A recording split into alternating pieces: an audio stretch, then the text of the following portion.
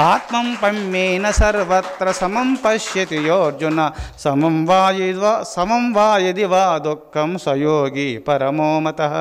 అది నా మతము అని భగవంతుడు ఇట్టివారలు సమస్త ప్రాణులు యందు సర్వేశ్వరుని చూస్తూ సమస్త ప్రాణుల గూఢంగా దుఃఖము కలుగకుండా సుఖమే ప్రాప్తించును కాక అని భావన కలిగి అట్టి వ్రతమును పూని అట్టి నియమ ప్రకారంగా నడుచుకుంటూ సమస్త ప్రాణులు సేవ చేయుట నిమిత్తమై భగవంతుడు నన్ను సృష్టించినాడు.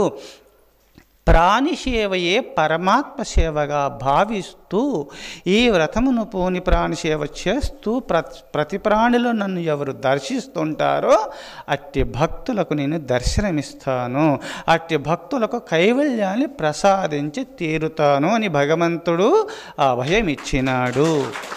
అందుకోసమే నాకు ప్రీతికరమైన కర్మలు చెయ్యండి, నన్నే పరమగతిగా నమ్ముకోండి.